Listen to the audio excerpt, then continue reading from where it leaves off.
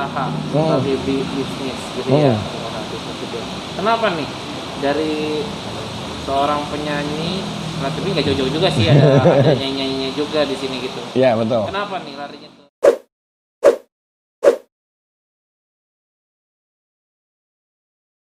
beralih pengusaha, sebagai bisnis gitu ya. Bisnis gitu. Kenapa nih dari seorang penyanyi, nah, tapi nggak jauh-jauh juga sih, ada nyanyi-nyanyinya juga di sini gitu. Iya, betul. Kenapa nih larinya ke bisnis, emang cita-cita dari dulu atau gimana? Jadi awalnya waktu itu berawal di tahun 2011. Jadi, nah ini dia perjalanannya itu ketika dulu AVI tahun 2005 kita kontrak waktu itu sampai 2 tahun ya, sampai tahun 2007. Di tahun 2007 sampai di 2011 saya tetap berkecimpung di musik. Jadi istilahnya dari tahun 2005 sampai tahun 2011 itu saya benar-benar coba untuk mengkonsentrasikan diri full di musik, benar-benar ya buat karya, bikin lagu, dapat label, rekaman dan segala macamnya, itu semuanya waktu itu sudah dilakukan dengan maksimal. Terus di tahun 2011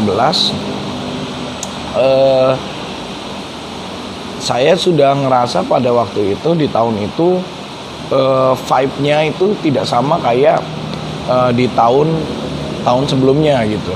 Sudah mulai agak menurun karena mungkin karya saya di dunia musik juga pada waktu itu kurang begitu beruntung gitu.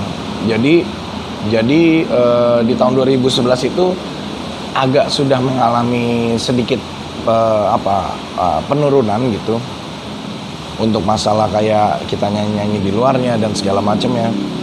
Dan di saat itu juga kebetulan almarhumah ibu saya waktu itu mau buka usaha. Dia suka banget bikin sushi pada waktu itu di tahun 2011. Di tahun 2011 itu akhirnya kita mendirikan usaha keluarga pada waktu itu, yang dimana pemiliknya adalah almarhumah ibu saya sendiri. Kita buat namanya Sushi Kampung. Itu bertahan dari 2011 sampai di 2014 awal. Terus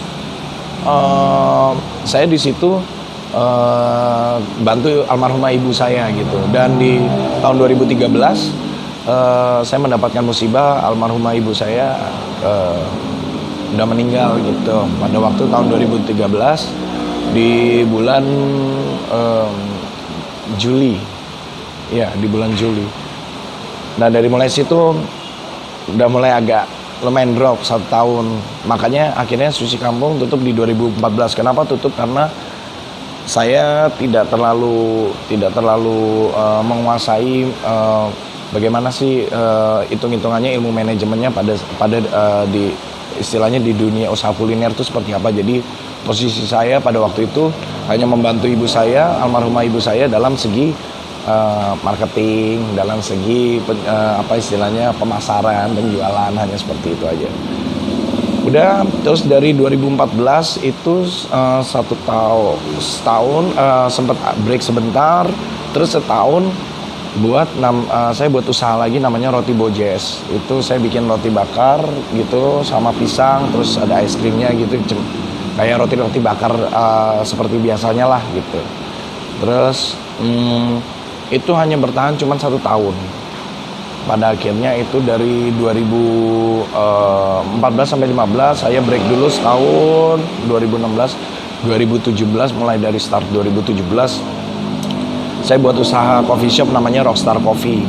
Itu pada tahun 2017 berjalan terus sampai di sekarang ini di 2020. Akhirnya sekarang usaha saya namanya adalah Rockstar Audos. Tetap sama coffee shop juga, cuman sekarang saya berpartner gitu dengan sahabat saya.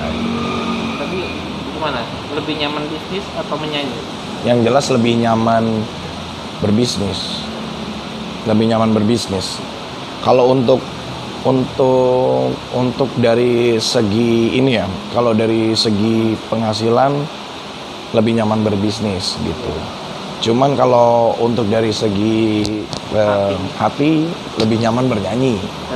Tetap. Basic utama ya. Basic, karena itu nggak bisa hilang. Makanya di dalam semua usaha kuliner saya dari mulai 2017 sebetulnya sampai sekarang, sampai detik ini, ya seperti ini, nggak jauh dari musik gitu. Jadi tetap harus ada minimal saya punya tempat yang bisa mewadai saya untuk bisa bermusik di tempat saya sendiri gitu. Jadi dua-duanya sama-sama jalan.